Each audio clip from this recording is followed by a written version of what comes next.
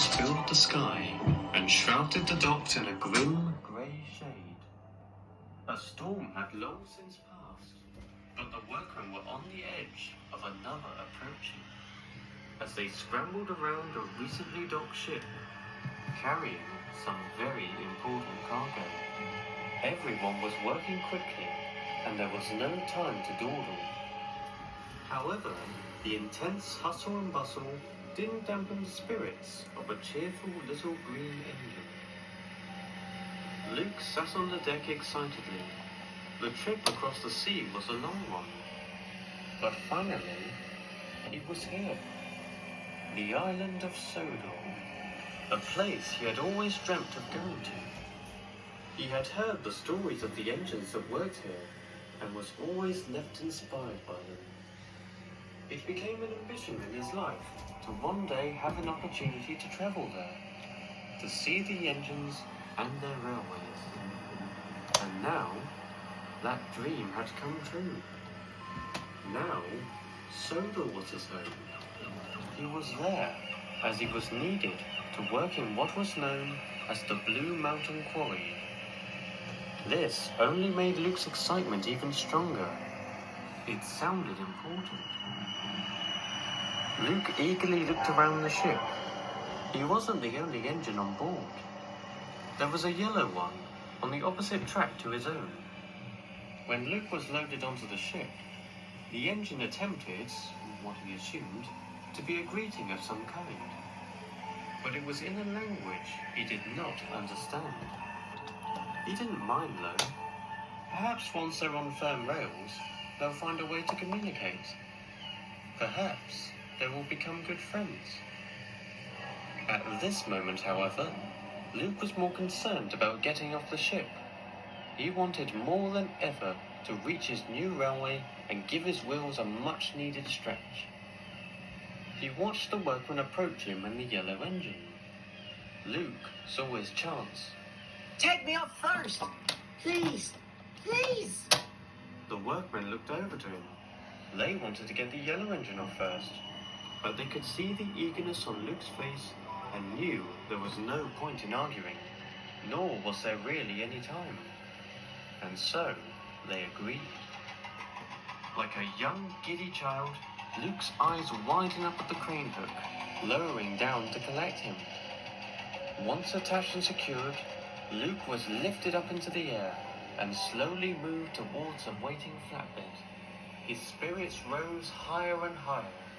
Soon he would be on the last stage of his journey, and soon afterwards he would be at his new home with new friends to make and a new, exciting, important job. Suddenly, Luke felt a hard bump on his buffer beam.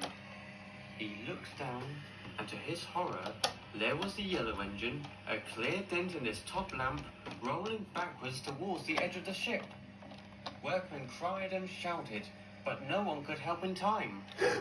They all stared as the engine approached the edge and disappeared over the side.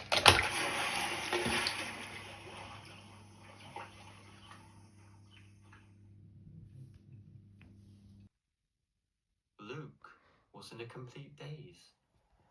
He stayed in one during his journey to the works, and even during his time there. Nothing seemed to get him out of it.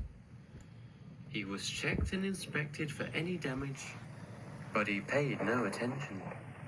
Not even the thunderous storm outside had an effect. There was only one thing clouding his mind. That yellow engine. That engine who fell into the ocean. That engine that was pushed into the ocean. That he pushed into the ocean. Luke felt very sick. He hadn't seen the engine since he left the docks and could only fear the worst. Was he still in the sea? Was he pulled out?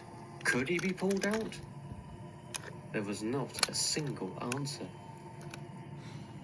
Just then, he heard a whistle. His eyes widened as a standard gauge saddle tank steamed into the works. pushing a flatbed with a haunting sight on top of it.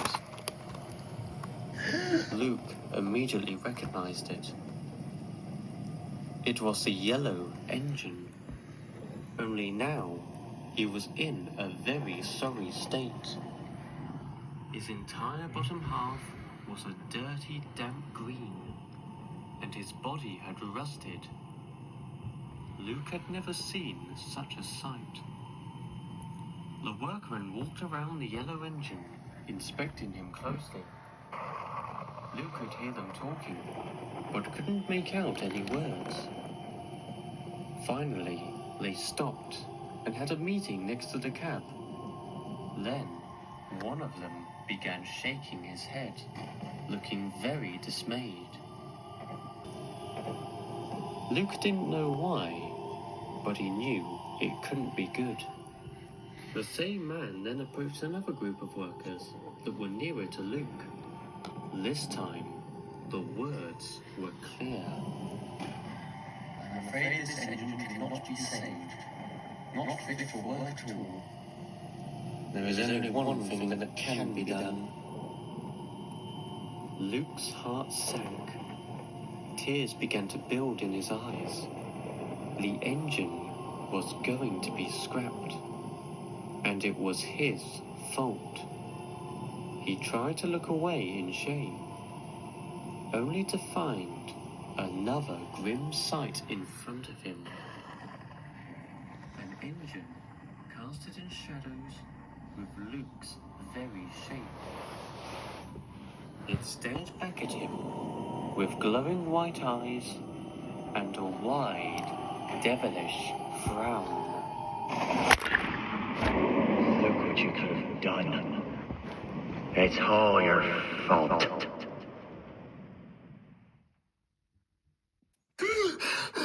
Luke's eyes shot open. The little engine gasped for air frantically and tried to compose himself after what he had endured. At last, his breathing began to steady, and he slowly managed to start thinking straight. He was no longer in the works, with the storm raging outside. He was in his cozy little shed at the Blue Mountain Quarry. There were no workmen around, nor a yellow engine that was about to meet a terrible fate. It was just him. Luke gave an exhausted sigh. It's happened again. Another nightmare. Another memory creeping its way into the forefront of his mind. He didn't understand why this kept happening to him.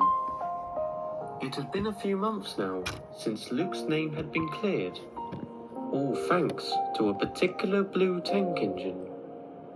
He learned that the yellow engine, the one he believed was scrapped, was still alive. His name was Victor, and he lived at the steamworks at Craven's Gate. Luke didn't fully know how to describe it, but for the first time in a long time, he was truly happy. And yet, his mind still felt drained from the endless torture he was feeling within. Not of what did happen, but what could have happened. After all, what could have happened was what he believed did happen for so many years. So much of his life had been spent hiding and running away into the mines and tunnels of the quarry, with the miners and little engines being the only ones aware of his presence. They were all kind and respectful, and Luke couldn't ask for more supporting friends. But his thoughts still dwelled on what might have occurred. And it wasn't just past experiences. This has affected him in the present.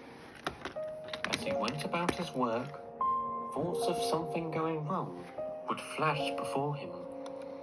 More often than not, they manifested themselves before him as visions, and he would watch the horrifying events play out. And every time it would happen, he would do anything to prevent it. A few days ago, He was approaching a tight curve near one of the cliffs. As soon as he noticed it, a vision played in front of him, where he leapt off the curve and tumbled down the cliff face. Luke quickly reduced his speed and went over the curve slowly, avoiding a deadly end. It had been a habit of his for several years. A habit that seemed impossible to break from.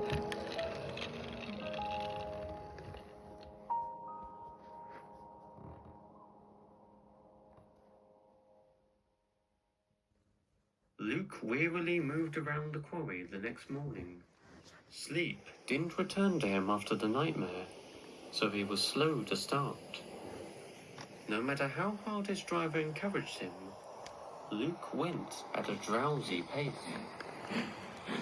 As the hours went by, though, and as more workmen arrived for work, and as more machines roared into action, Luke started to wake up and became more lively.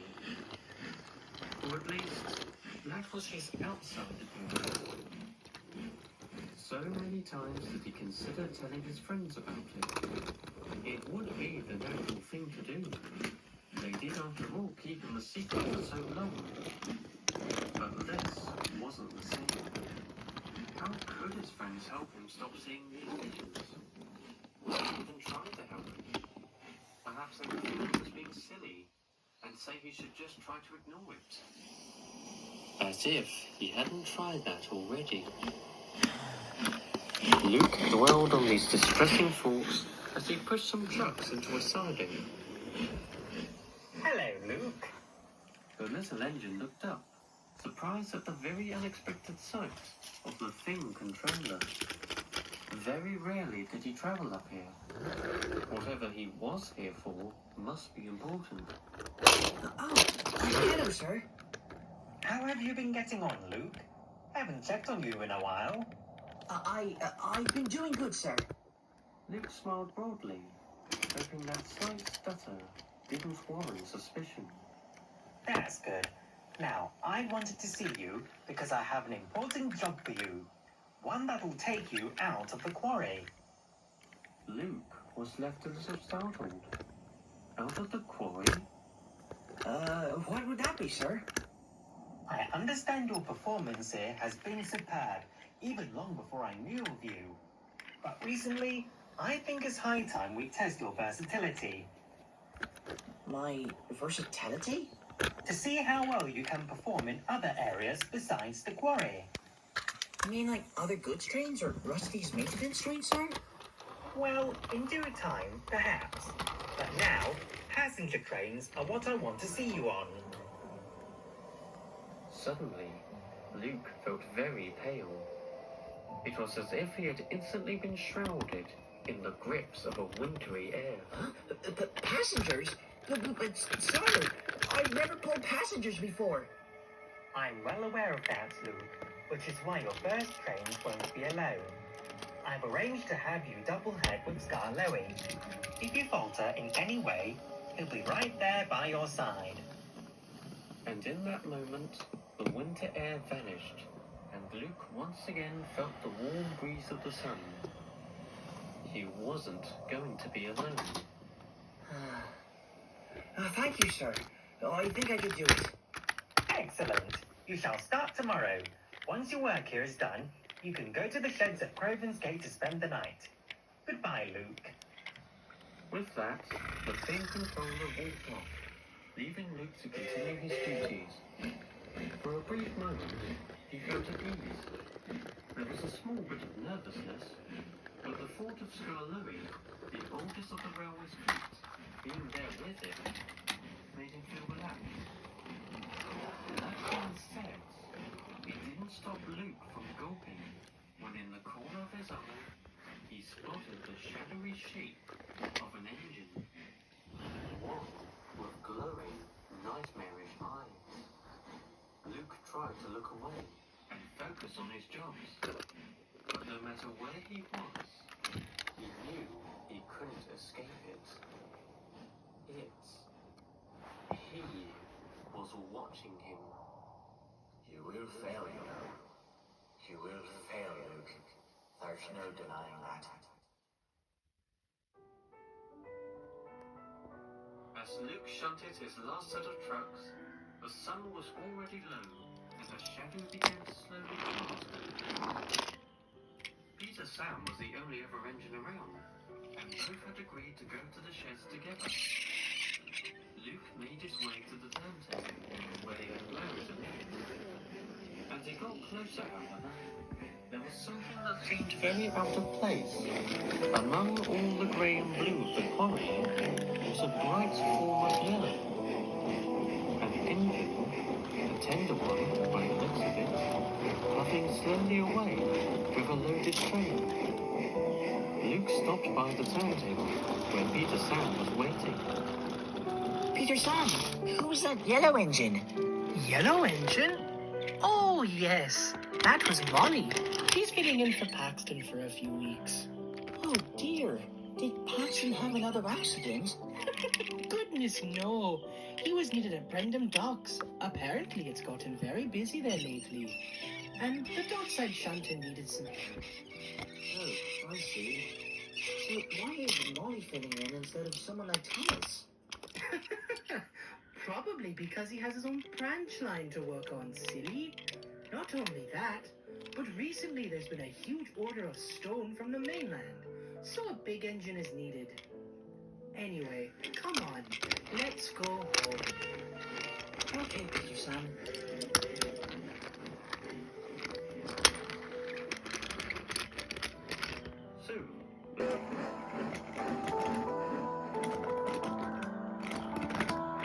Soon, the two engines were on their way, and had a clear path all the way to Crovan's Gate.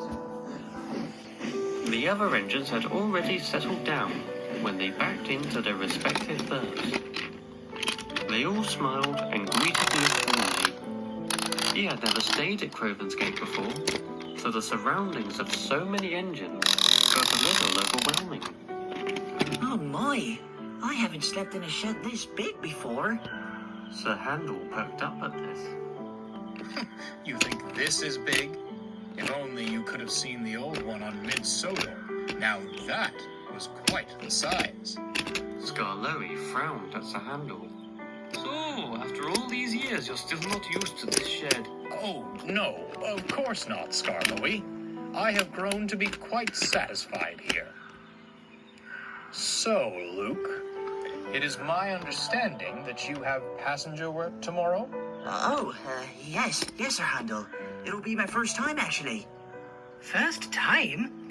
You've never pulled passengers before? Well, no. Trucks are all that I've ever really known. Peter Sam and Sir Handel gave each other a grim look. Well, fear not, Luke. It's the first time for everyone at some point. I will help you for however long it takes for you to get adjusted. The main ingredient is smooth running. Not too fast nor slow, just the right speed for the passengers. Well, in my experience, Luke, it's the coaches that are your main concern.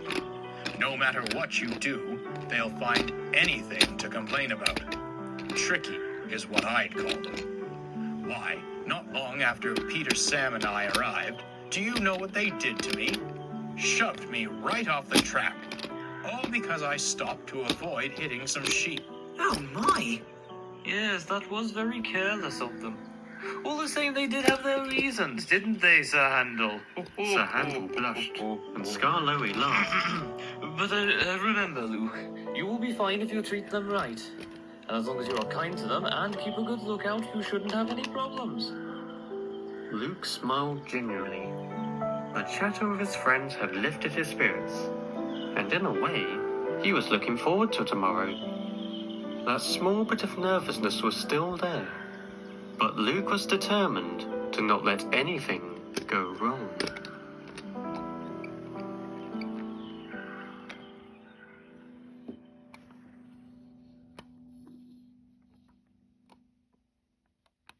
The following morning, Luke awoke to the feeling of warmth running through his boiler. Giving a loud yawn, he looked over to see Skarloey already set to move out. Good morning, Luke. Ready for the day? No, yes, definitely. Splendid. I just need to fill up on coal. Could you fetch the coaches while I do that? Okay, Scarlowy, just give me a sec. Scarlowy chuffed away to the coal bunker, leaving Luke to build up steam.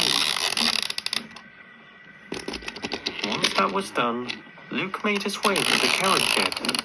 He soon found himself surrounded by coaches of many kinds and colours. On his track was an already assembled rake, consisting of 4 blue and green coaches and a breakdown. All of them stared at the intruder.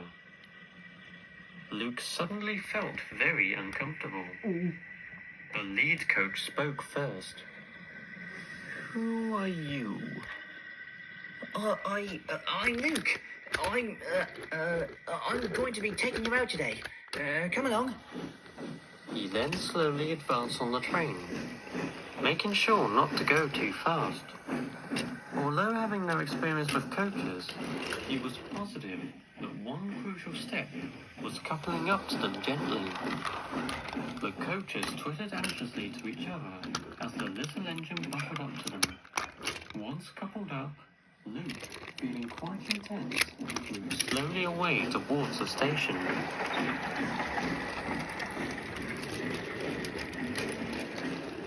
He soon arrived. The passengers were waiting. Many took their seats, but a few stayed behind to take a look at the engine who would be pulling their train. They had never seen Luke before and were intrigued. Luke smiled at them, but was all the same uneasy. The coaches didn't help either. We'll be watching you closely, little engine. I'm really sorry. I'll do my best. There's no need to be harsh. We know what new engines are like. You try to pull any stunts, and we'll see to it personally that you'll regret it in an instant. You will do no such thing. The threatening aura of the coaches suddenly vanished as Scarlowy backed down in front of them.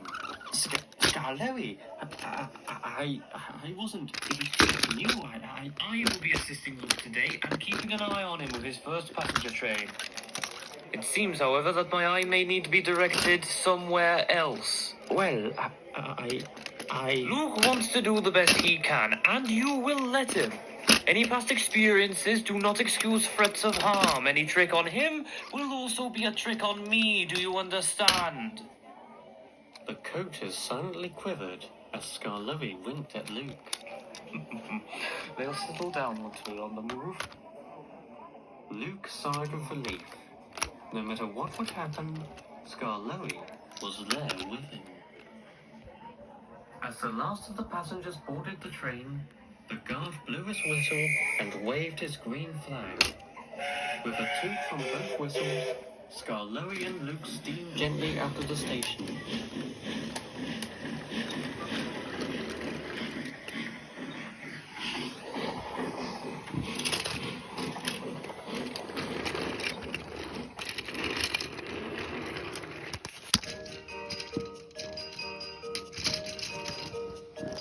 The sights of houses and other buildings soon began to fade, and in their place appeared the view of green, never-ending hills and tall, proud trees.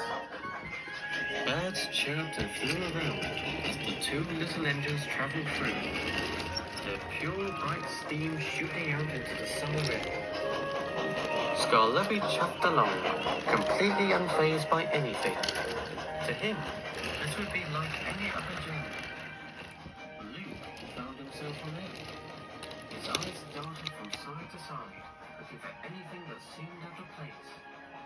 Anything that could harm him, Scarlowy, or the train. Everything looked fine. Everything seemed normal. It wasn't long before the train made its first stop, Krosny Kurin. As a small selection of passengers disembarked, Scarlowy took the opportunity to look back. Luke had been silent the whole time, not making any effort to ask questions, or even have an ordinary chat. How are you doing, Luke? Well, so far so good. I guess. Yes, indeed, and I'll make sure we keep it that way. Ho ho. Luke managed a small smile, but as he thought more, it grew a little wider. Yes, they would keep it that way. The entire journey will go fine, as long as he concentrated at the task at hand, as long as he didn't dread himself with harrowing thoughts. They would get the train to every required stop and back. Of course, that was easier said than done, but it wasn't impossible. The wheel was once again heard, and the two engines set off. Come on. Miles to go before we sleep.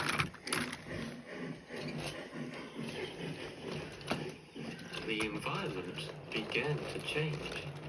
The trees and open fields were mostly gone, and in their place stood a smooth, straight river leading to a bridge. Just before that was a road that the line had to cross. On the opposite side of the river stood a long set of immense mountains. Luke was left a little surprised. It was the last thing he was expecting. He looked slowly up, his eyes greeted by the unfriendly little mountain. It got him thinking. Is it safe to travel through here? How do you mean, Luke? Well, isn't there a risk of a rock slide from these mountains? I don't think so. There haven't been any rock slides in all my years here. Truthfully, it's the roads that could be more troublesome. You may have to worry about reckless drivers or it's a handles case. Clumsy steam. Scarlo's words began to fade from Luke. His mind suddenly fixated on the mountains. He tried to look away. He tried to focus on what the old engine was saying. But it was too late. It began to happen. Before Luke's eyes played a series of events that made his heartbeat speed up intensely. A huge rock landed in front of them. Then, another fell on his cab roof. More fell, hitting the train's roof. More and more came down.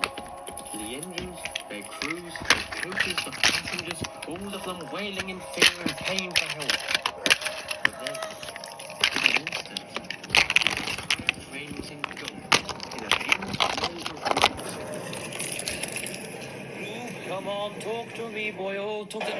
Carlo, unprepared for the sudden bump and frantic clapping of his arms. He no longer felt like he was moving under his own power. Rather, he was being pushed. Luke, what are you doing? We need to get out.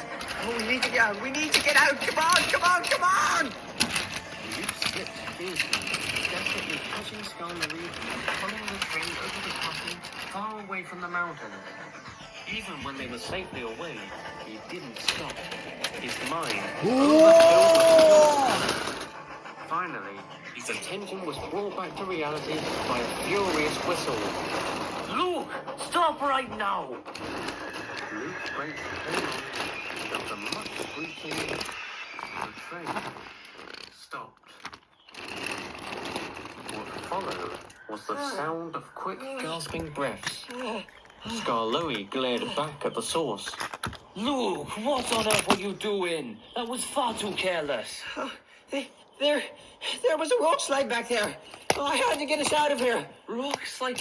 What's rock slide? Luke, what are you talking about? Luke's eyes slowly turned back to where they were. All he saw was the line, the road, and the mountains. Not a single rock had fallen. Oh, no, no, no, no, no, no, no, no, oh, no. I'm sorry. I'm sorry, Scarloe. I thought I saw rocks falling. They were going to hit us, and I had to get us out of here. All Luke could do was whimper, unable to fully explain his actions. Scarloe was left in bewilderment. The crews and guard quickly walked along the train, checking every single passenger in every coach. Some were okay, but others had hurt their arms and legs from being thrown around. A wave of guilt flew over Luke when he saw some of the passengers limping outside for some space. They weren't hurt to the point of needing to go to a hospital, but that didn't stop them from glaring daggers at the little green engine. Scarloey, I don't think I could carry on. It's best that I return to the yards. Scarloey didn't know what to say. Everything happened so fast. But there was little time to think. The train was blocking the line, so they had to carry on quickly. Very well. I'll pull you and the train to the next siding. Then, once I'm on my way, you can go back.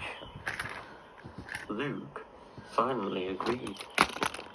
The crews were satisfied with the plan, and after explaining it to the passengers, they reluctantly took their seats once again, and the train continued on.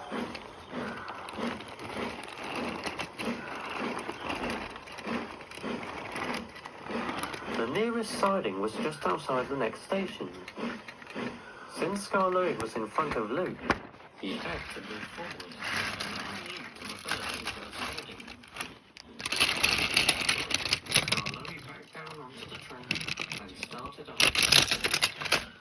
During the operation, Luke's driver phoned the fin controller, informing him of the situation and that Luke would be back sooner than expected. Luke was too ashamed to say anything and looked away to avoid seeing the disappointed look on Scarloey.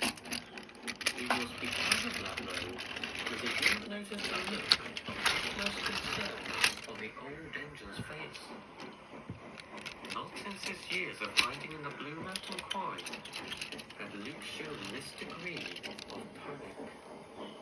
It may have just been Luke's first time pulling a passenger train. And yet, the way he was acting, the way he was so convinced that there was a rock slide, it was far too unusual. Scarloey couldn't think of an explanation, and it dwelled on his mind for the rest of the journey.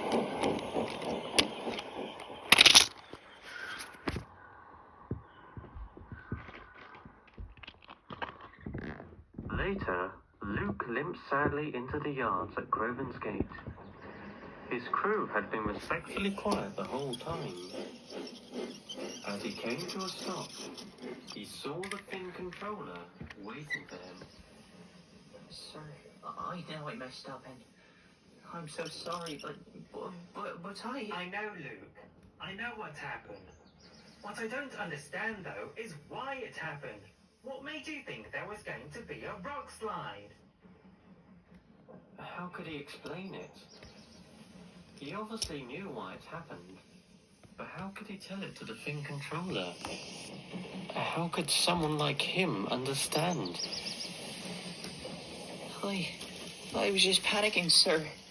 I was just so worried about a rock slide that I had to just get out of there to get the passengers out of harm's way. But in the end, Luke, your passengers were harmed regardless. They aren't meant to be bounced about. I know, sir. You're a fine engine, Luke, but I don't think you're fit for passengers. Once you're rested, I want you back at the Blue Mountain Quarry. Yes, sir. I understand. Luke felt his heart sinking. His one opportunity to be out of the quarry had been ruined, and a second chance was out of the question. Somberly, the fin controller strode away. Luke could see him shaking his head in clear dismay. His crew went away too, to have a drink in a worker's hut. And so, he sat there alone, with nothing but his thoughts to keep him occupied. He couldn't help but feel terrible. The fact he brought harm to those passengers was impossible to shrug off. It almost reminded him of knocking into Victor.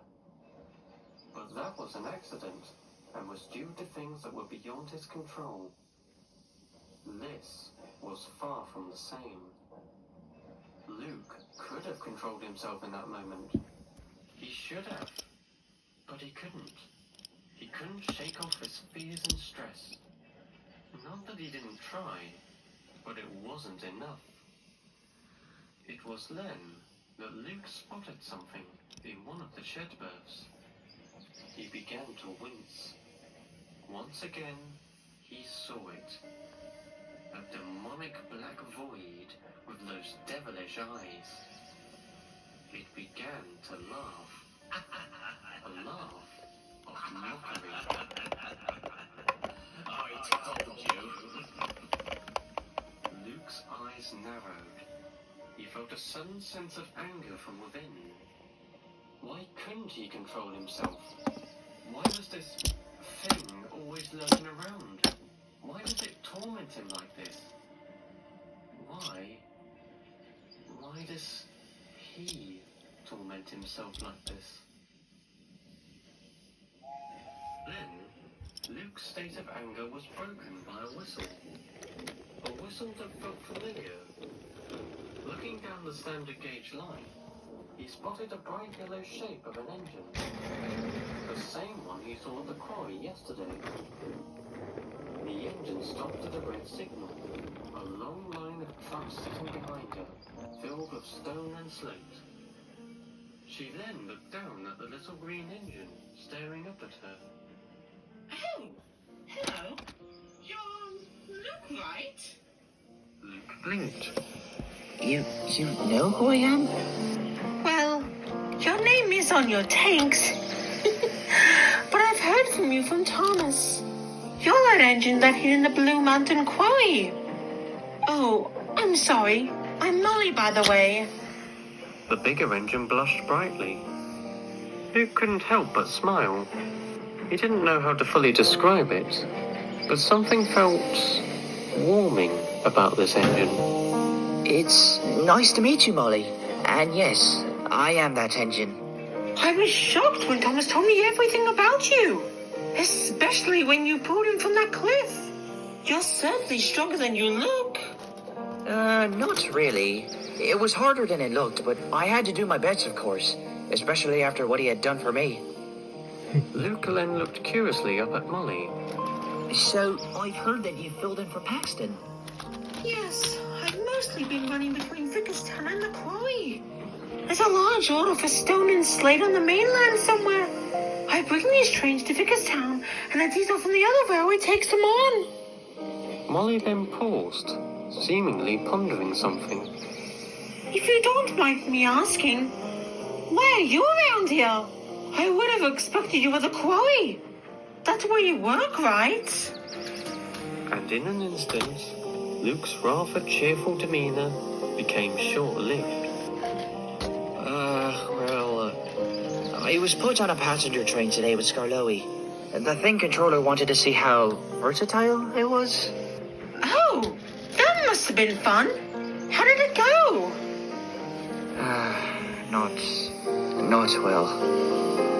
Molly's smile dampened. She could tell Luke had become less cheery, and whatever happened with his passenger train must have been rough. Oh, I'm really sorry to hear that. Is it okay if I ask what happened? Luke didn't speak for a moment, thinking his words carefully.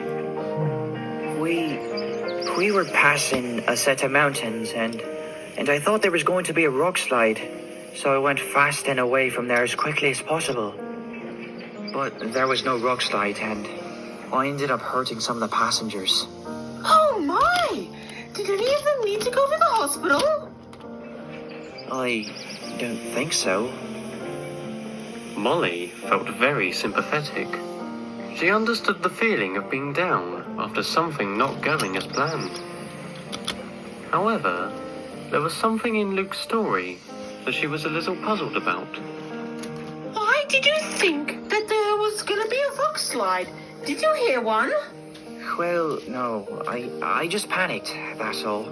I was so worried about it happening that my wheels took over my head, and The next thing I knew, I was speeding away from there. Luke hoped Molly couldn't see through him. He liked to think he was good at hiding truths, but not at lying about them. Ah, I see. I'm just a little surprised. Especially since Scarlowe was with you. Did he not try to help you? Yes, of course he tried, but it really wasn't enough. It's really hard to explain. Oh, I'm sorry. I hope I'm not pressuring you. I was just a little curious. That was all. Will you be okay? At that moment, the signal dropped, and it was time for Molly to go. I'll be fine. It was nice meeting you, Molly. Same to you, Luke. Goodbye. I'll see you later at the quarry. With a blast of her whistle, Molly steamed away. Luke watched her go until she was out of sight. He was left a little reflective on their conversation. It seemed Molly had a lot of curiosity for the incident. He began to feel regret over not being truthful. He now wished he had been more honest and explained the real reason why he thought there was a rock slide. That thought, however, was immediately replaced by another one. A thought that reminded him of why he lied in the first place. What good would it do?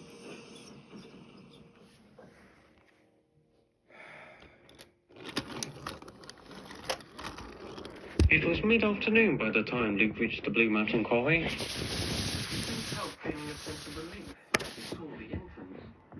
At least he was returning to some more familiar ground. As he approached the turntable, he saw Peter Sam and Sir Handel having a rest. Both were red-faced, but lit up when they noticed him. Oh, hello, Luke. Back at the quarry, I see. Hello, Peter Sam. Hello, Sir Handel. Hardly surprised to see you back so soon, after such a stunt. What? Scarlowe told me what happened up at Lakeside. About what happened with the passengers. Did you really surge forward like that? No. It was an accident. Well... I know I warned you about those coaches, but that hardly meant being intentionally rough with them. They aren't cattle trucks, you know. Now that's quite rich coming from you. It wasn't intentional! An uncomfortable silence fell over the three engines.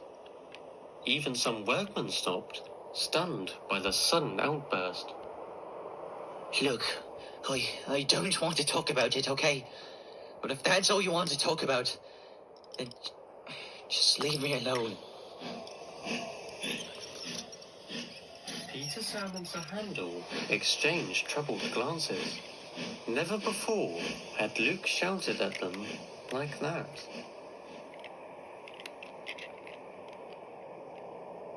A few hours passed, and Luke had managed to distract himself in trucks and quarry dust. That didn't stop everyone taking more notice of him than usual. Everywhere Luke went, he would spot a few pairs of eyes glancing at him. Luke could understand why, but that didn't remove his hate of it. Being stared down upon by so many others was the last thing he needed.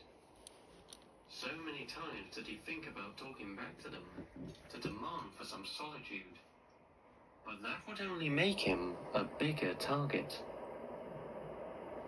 His thoughts were interrupted, however, as a whistle echoed from the distance. Luke immediately recognized it, and a small smile appeared on his face as he spotted Molly approaching with a line of empty trucks. Her calm, peaceful demeanor was present as it was earlier. Luke then took note of the track she was on, which crossed over one of the many narrow gauge lines. Engines of both gauges always took precaution around these parts of track. In a gigantic, bustling environment such as a quarry, accidents were a high possibility at all times.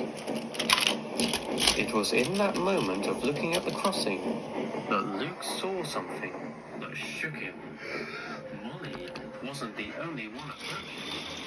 On the narrow gauge line, getting closer and closer to the crossing, was the handle, charging forwards with a loaded train, seemingly unaware of the larger engine.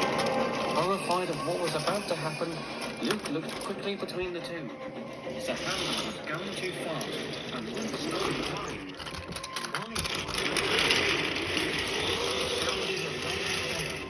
Molly, stop! No idea what was happening, but she followed the command. A great inches from the crossing. Knowing she was now safe, Luke looked over to the narrow gauge track expectantly. Only to be left bewildered. What he was sure was the sight of Sir Handel coming towards them was now gone. The line was completely empty. Molly was very shaken, but also confused. Luke, what's wrong? Luke couldn't speak. He didn't know what to respond with. But after a moment of silence, he made an attempt. Oh, I swear I saw Sir Handel.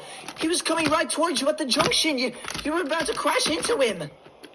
Molly was now even more confused. She surveyed the narrow gauge line directly in front of her, staring down both directions. You saw Sir Handel? Both engines looked towards Peter Sam stopping nearby, clearly hearing and seeing everything. Luke? Sir Handel's up there. Luke peered up. His eyes widened, as there, crossing a bridge, was Sir Handel, pulling some loaded tracks behind him. It was then he realized it. It had happened again. Another vision, another deception, manifested in his mind. Luke glanced between the two engines, both staring at him with clear befuddlement in their eyes. The little engine felt cornered. There was no safety net, no logical explanation for his mistake, no reasonable way of describing what he saw. Or rather, what he thought he saw. Oh, I'm sorry, Molly. I don't know what came over me. I guess I must have heard something that sounded like an engine coming down this line. No matter his efforts, the stammering was uncontrollable. He only hoped what he got out would be enough. While Molly thought it over, to Peter Sam, it didn't make sense in any way. Luke, you just said you saw Sir Handel, but now you're saying you just heard the sounds of an engine? Luke gulped, a contradiction in his words being spotted. He opened his mouth to respond, but he couldn't. He then noticed that Peter Sam began to look frustrated. Luke, what's going on? You're not acting right at all. First that incident with the passengers and now this? What aren't you telling us? That outburst was enough for Luke to squeal. In a mere instant, he shot back, away from Peter Sam and Molly. Luke, please wait! But it was too late. The two engines exchanged looks, both confused and worried. Peter Sam, has it ever happened before? Well, Luke has run away before, several times. It always happened when a standard gauge engine showed up, like Paxton. Oh, I didn't mean that. I mean, has he ever acted the way we just saw? As in, seen things that aren't there? No, not that I know of. Molly looked on. In the far distance, she could just make out the pale green shape on the siding, all by himself. At that moment, both engines received some company. It was Scarlowy. Hello, Molly. Hello, Peter Sam. Something the matter? Could you explain it to him, Peter Sam? I'm going to see Luke. Luke? What's this about Luke? What's wrong? It's, well, quite odd, Scarlowy. Molly shoved slowly away as Peter Sam began to describe what had just transpired to the old engine. Meanwhile, Luke sat in the cold, shaded siding. His mind was left in great turmoil. I wish Thomas was He here. knew that Peter Sam could see he wasn't being truthful. It was only a matter of time before the other engines knew too. It wouldn't be long until he would be bombarded with questions about what was really going on in his smoke box. The worst thing that could happen to him was about to happen. Thomas? Luke? A soft, gentle voice broke through to him. He looked up and saw Molly coming to a stop in front of him. Luke felt like he was going to freeze up. He desperately looked around for an exit. Just in front of him, and behind Molly, was a tunnel that went deep into the mountain. Please don't run away. I want to talk to you. Luke paused in his escape plan. It seemed Molly had read his thoughts. You want to talk? Yes, that's all. I'm not here to hurt you. Molly tried to give a comforting smile, hoping it would give Luke assurance. However, he only sighed. I know you're not going to hurt me, Molly. That's not the problem at all. That's never been a problem. So, what's the problem? Luke didn't say anything at first. He thought hard about his words. Molly truly seemed like someone who cared for him, and that was somewhat assuring. But then, behind Molly, he could see it, that dark shadow of an engine, a cruel smirk on its face. Luke felt his eyes becoming watery, but he refused to let any tears out. You won't understand. No one will. No one will ever understand how I've truly been feeling. No one will ever believe it. They'll just laugh at me. They'll say I'm stupid, that I'm too careless, that making excuses, and even if they did believe me, no one can help it. What's wrong with me will never be fixed. It's not a burst cylinder or a loose whistle. It's far worse. Nearly every night, I'm reminded of my worst days, where things could have gone so wrong. Doesn't matter if they did or not, it still happens. I'll always see things that aren't there. I'll always think horrible things will happen, even though they never do happen. But I always fall for them. I fall for them because I dread for what would happen if I choose to ignore them.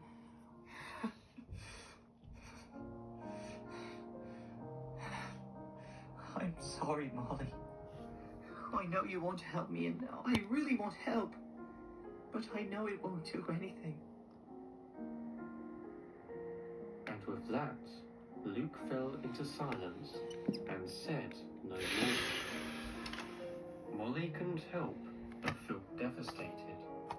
Never before had she seen someone so hopeless. As she looked closer into Luke's eyes, it was then she could see it. Whatever was wrong with him had clearly drained him. Deep down, Luke was exhausted from whatever was within him. Whatever it was had been with him for a long time, and Molly was terrified of it. Please, just leave me alone. Molly stayed still for a moment. Despite the request, it didn't feel right. She realized she couldn't just leave Luke like this. He didn't deserve being left alone, being isolated, was far from the best idea. Luke, I don't know what you're not telling me. If you don't want to, then I won't force you to. But I'm not going to ignore you. I don't know how, but I'm going to try to help you. I know you said it will work, but I'm not going to let that stop me. I'll leave you alone for now, but just remember that, Luke. With that statement given, Molly slowly reversed away. Luke was left rather surprised. He expected Molly to get the message and leave him as is. Yet, she was still going to help him?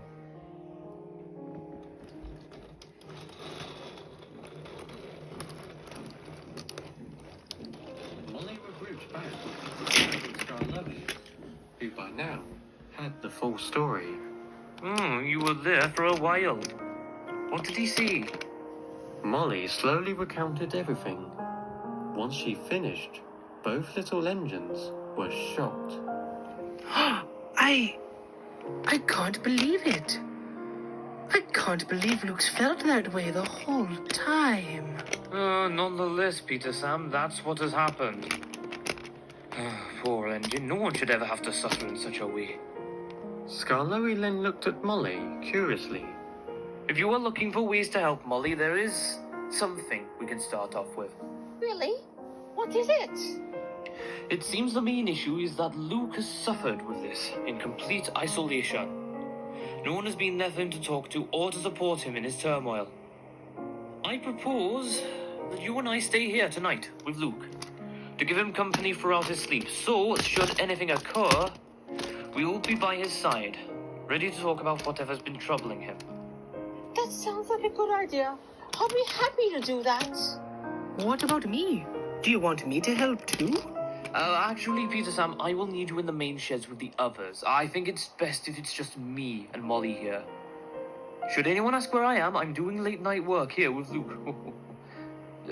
We shouldn't spread his troubles around mindlessly, only once we know everything. And of course, if he wants us to. Is that a good idea, Scarlowi? In my experience, lying doesn't usually end well. You remember hearing of the time Sir Handel lied about being ill, don't you? Sir Handel lied out of laziness. We'll be lying to help our friend. There is a distinction, Peter Sam. Well, if you insist, I won't say a thing. Thank you, Peter Sam. You really are doing a big favor for us. Peter Sam smiled and puffed off to continue his work. And thank you, Molly, for your dedication. I'm sure Luke will appreciate you keeping an eye out for him. Thank you, Scarlowi. I just don't want to leave him in such a state. I only hope what we do will work. Scarlowi's smile softened slightly. Well, I'm not expecting it to put Luke's trouble to a complete end. Sticking close to our friends can help in controlling the situation or understanding it, but it won't get rid of it. It won't? It was like that when us narrow gauge engines first came to know Luke. We befriended him, we made him feel wanted.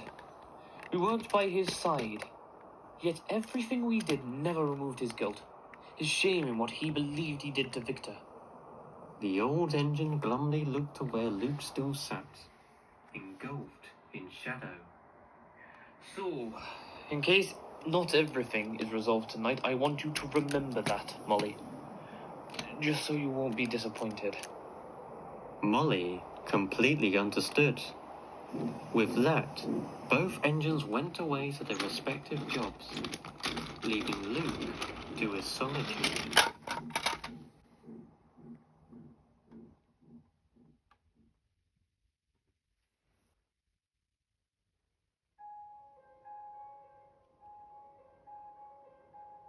The light in the sky began to darken, and the air grew colder.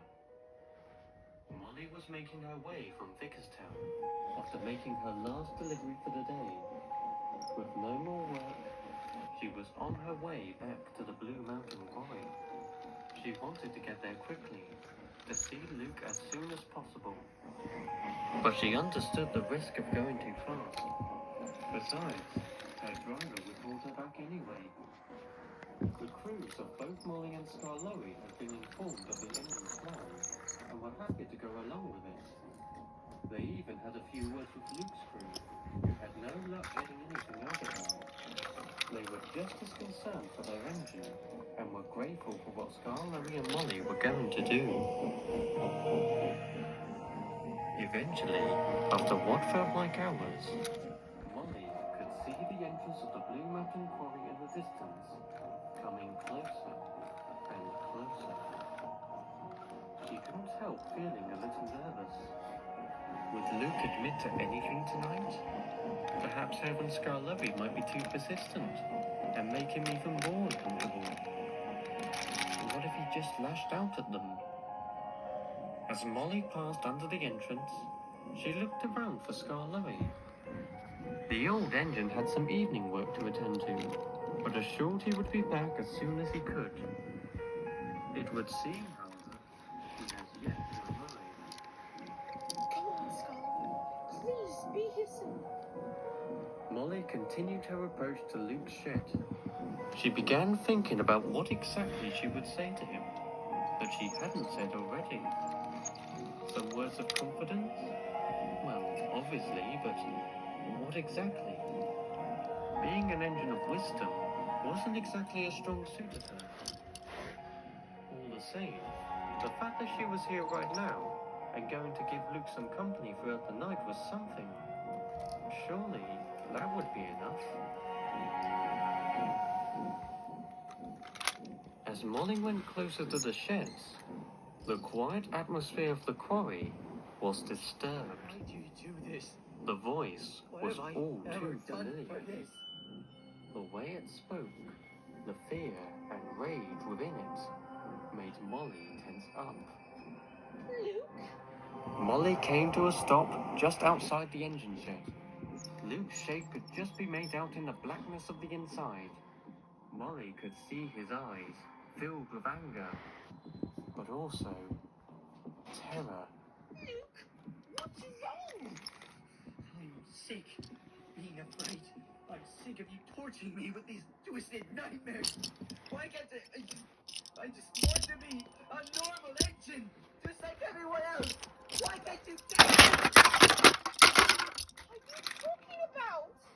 Luke didn't respond to her. It was then that Molly noticed that he wasn't actually looking up at her. Rather, his eyes were fixed on the light. But there wasn't anything there. And yet, that was all Luke was focusing on. It was as if he was in some sort of trance and didn't even know Molly was there. Why don't you? Molly blew her whistle several times, but nothing happened. Whatever state Luke was in couldn't be broken. It was then she heard a whistle from behind. The little engine rushed in, his face as red as his paintwork. Molly, what's wrong? I heard you whistling. Skarloey then took a look at Luke, seeing his expression and lack of focus on either of them. My God, Luke! I don't know what's wrong with him.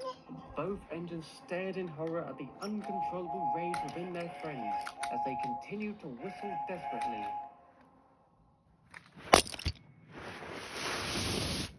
Luke glared hard at the shadowy creature that stood before him.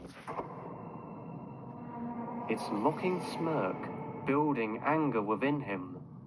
Everything else around them blackened out. There was nothing but an empty void that they stood within. It was just him. Oh, now why wouldn't I leave you alone? Because I am you, and you are me. We can't be separated, Luke. Surely you figured that out by now. That little smokebox of yours is where I stay. You've always been there. Always there to hurt me, to make me feel like a monster, not deserving of being alive. Every time I make a friend, you torment me with the thoughts that they don't care, that they're just pretending to be friends, that it's all fake. Then how do you know it's not fake? I know it isn't fake. I'm sure it is. Are you sure, though? You sure don't sound like it. And what about Molly? Does she care? How do you know she isn't frustrated with how you tried to stop her for no reason? What if she told the whole island? And now everyone knows that you're just a confused, mad weakling. No, it's not true. And they'll all laugh at you and abandon you. They've no room for some freak like you. You'll be swept to the side and will rust away for always and always. No one would ever want you to work with them. No one would even trust you. Stop it! Stop it! Stop it! Stop it! Powerful whistle. In that moment, the world around him reformed. The mountains, the tracks, the shed he was in. It was all back. There was, however, something else that wasn't there before he showed up. The sight of two familiar and distressed engines.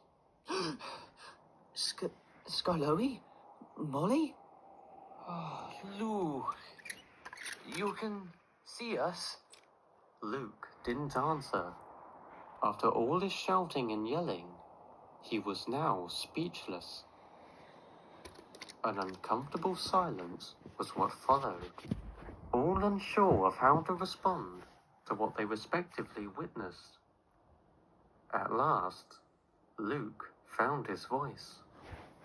How long were you there? Why what have you two been doing here? Luke had never been so stuttery. It was as if he had been caught in a crime. Skarloey thought carefully of his words. If they were to get anything out of Luke, their approach into this situation would have to be slow and calm. How long it took did not matter. We came here to see you. We both wanted to spend the night here with you, to give you company. Skarloey gave a warm smile. Despite the unnatural behavior a few moments ago, the questioning of that would come later. For now, it was important to comfort Luke. Give me company? Yes, we thought it would be a good idea considering everything as of late. Indeed, having a little bit of company can be nice, especially for someone like you. Luke looked from one engine to the other. What they said was clearly genuine. It made him realize he never really thought about the fact he slept alone in the quarry. He didn't really mind it, but it felt nice, knowing there were others around him. It made him want to smile.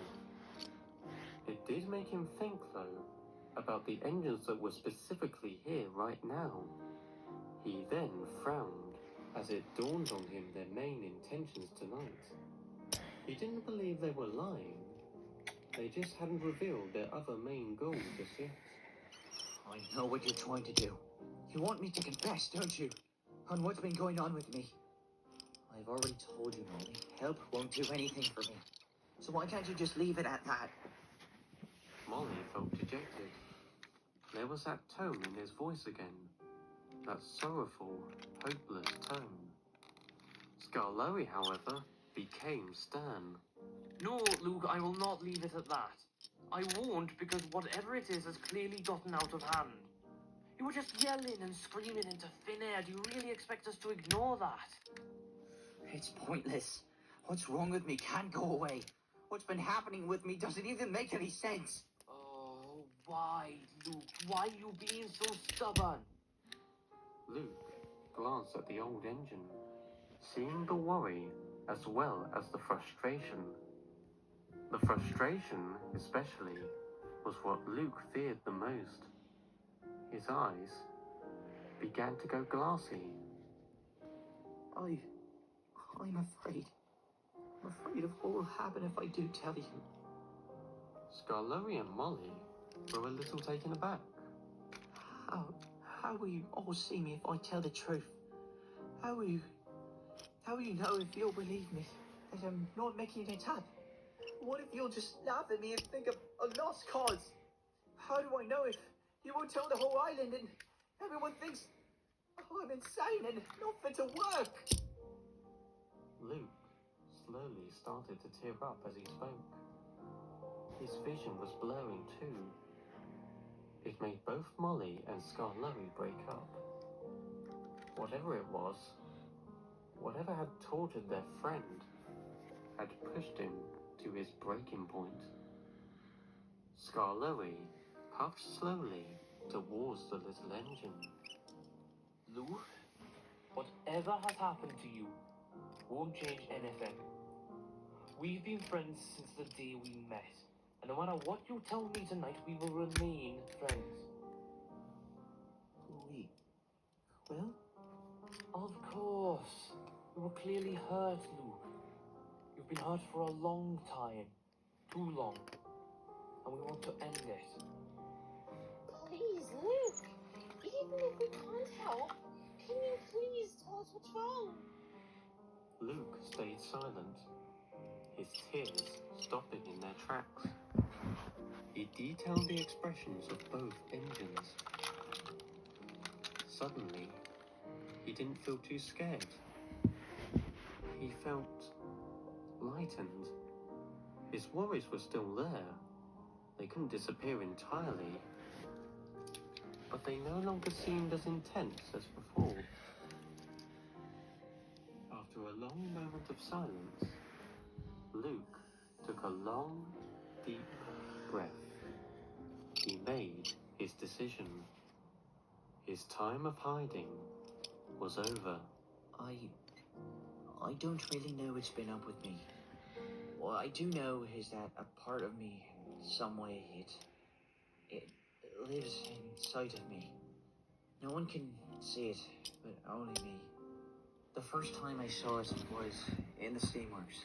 Just after Victor fell into the sea, it laughed at me. It told me that Victor had been scrapped because of me. It kept on reminding me of it. All my time hiding in this quarry, it never left me alone. When I found out that Victor survived, I thought it was over. Whatever that thing was, I would never see it again. But it never went away. It stayed. It reminded me of what could have happened. What could have been Victor's fate. In fact, it became worse than that. I began having dreams, nightmares about things going wrong during work. Toppling him off a mountain on a curve, hurting a workman. They never came true. They become so real that I can't even risk ignoring them. Scarlowy lit up at this, as if something suddenly became very clear to him. Luke could see it. Yes, Scarlowy, that's what happened with our passenger train. That's what happened earlier with you and Molly. Parts of me knew it wasn't real, but I couldn't help it. So, what happened tonight? What were you shouting at? That thing, it was here. I guess I felt fed up. Then I finally had enough of it. I've grown sick of it. I grew sick of it controlling me. I told it would go away, but it stood there laughing and telling me things I knew weren't true. But I couldn't shake it off. I let it win for so long just to let it fool me. I let it make me believe I couldn't turn to anyone anymore. No more words came from Luke, as long streams of tears formed out of his eyes. Scarlowy and Molly stayed respectfully quiet, allowing this tormented engine to let out pain he had built up for so long. It felt like hours flew by, but no one cared. Soon, Luke looked at his friends as more tears came out. I'm so sorry. I'm so sorry I didn't tell you sooner. I just didn't know how to. It's all right, Luke. It wasn't your fault. It was never your fault. But you've told us now, and now we know. But what now? What happens next? Skarloey and Molly pondered it. It was indeed an important question. Molly then smiled. Well, we will stick by your side. If you need assurance, we'll give it to you. If you need help, we'll give it as best we can. If you need to say something, we'll mind you. We will listen. If you can't face it alone, we'll face it together. You are not going to be alone anymore, Luke. I promise that.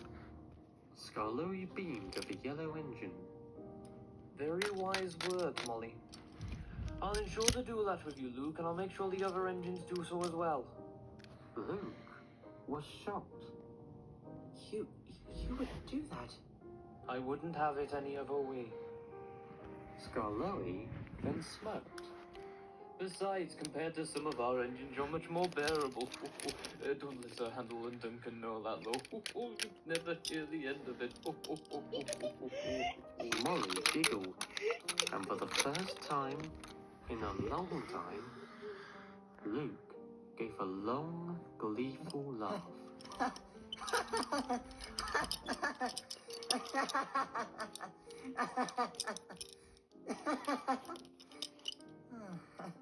Soon, the engines grew tired and eventually shut their eyes, all feeling satisfied with their efforts that night.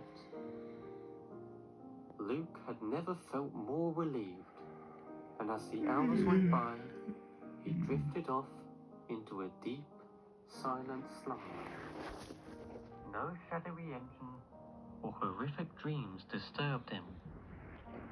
After several months, he finally felt at peace.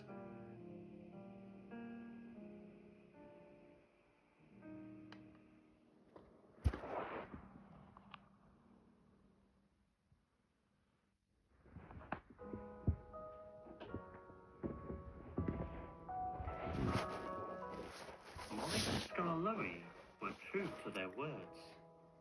All the narrow gauge engines soon learned the truth of their friend. There was naturally some shock, but they were all happy to help in any way they could. Since Luke still feared of the whole island knowing, it was agreed that only the narrow gauge engines were aware. No standard gauge engines or controllers were informed. Paxton's time at the docks came to an end, but Molly requested to spend more time at the quarry, to stick with Luke for as long as she could. Paxton was confused, but respected her wishes and enjoyed the variety in work himself. Of course, Molly did eventually have to go away. She couldn't prolong her time for the main line forever. Understandably, Luke was disappointed, but knew it was necessary. He didn't let it dampen his spirits entirely, though. He still had many friends who looked out for him. Every chance they got, the narrow gauge engines would check on Luke, greeting him with whistles and chatter, and making sure that if he had anything important to say, they would hear him out. And in the few moments when Luke needed it, they would give him solitude. As more months went by, things got better. After some long negotiations, Luke was given a second chance with passengers. He double-headed one with Renee's, and despite feeling nervous, managed to complete the entire journey with no grim visions holding him down. He did it so well that should it be necessary, the Finn controller could trust him with passengers alone. Luke had never been more grateful for his friends, his family. After so many years of hiding, after so much torture from within, he finally felt like a free spirit. However, Luke knew it wasn't entirely over. He still occasionally had nightmares that felt real, and although he could tell his visions and reality apart, it didn't mean they went away. most importantly, that thing, that black shadowy engine with those glowing white eyes, still lurked around. It still tried to break him, still tried to make him feel useless. Each time it happened, however, Luke would remind himself of his friends and all the support they gave him. Luke hated that creature that watched him, but this time he was no longer afraid. This time he wouldn't back down. Perhaps, though, unfortunately, this creature will remain with Luke until the very end. But maybe, just maybe, he will be able to break free from its grasp. I hope so. Don't you?